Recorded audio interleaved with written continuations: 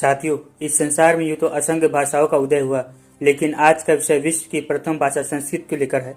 संस्कृत, जिसे देववाणी कहा जाता है, देववाणी अर्थात देवताओं की भाषा। संस्कृत भाषा का बहुत महत्व है। यह न केवल भारत की प्राचीनतम भाषाओं में से एक है, बल्कि कई आधुनिक भारतीय भाषाओं की जननी भी है। संस्कृत साहित्य, जो कि ज्ञान, विज्ञान, आध्यात्म और दर्शन का महास्रोत है। संस्कृत का अध्ययन करने से भारतीय संस्कृत और इतिहास को समझने में मदद मिलती है। इसके अतिरिक्त संस्कृत को कंप्यूटर के लिए सबसे उपयुक्त भाषा माना जाता है, खासकर कृत्रिम बुद्धिमत्ता अर्थात एआई के क्षेत्र में।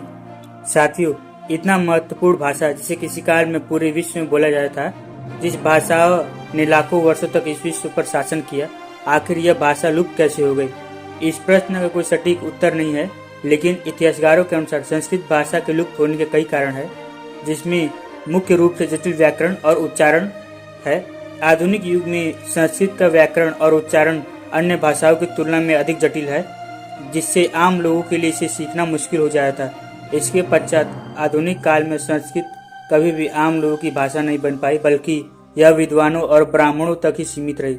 संस्कृत से निकली प्राकृत, पाली और बाद में हिंदी, मराठी, बंगाली जैसी भाषाओं का विकास हुआ, जिससे संस्कृत का उपयोग कम हो गया।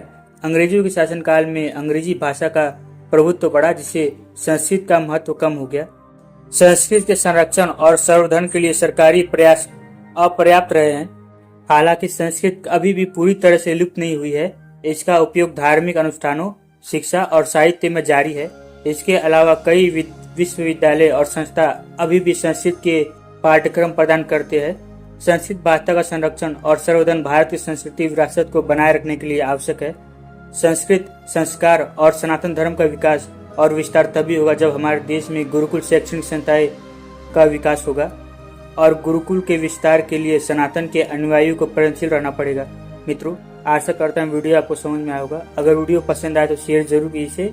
संस्कृत भाषा का प्रचार हो सके, सनातन धर्म का प्रचार हो सके।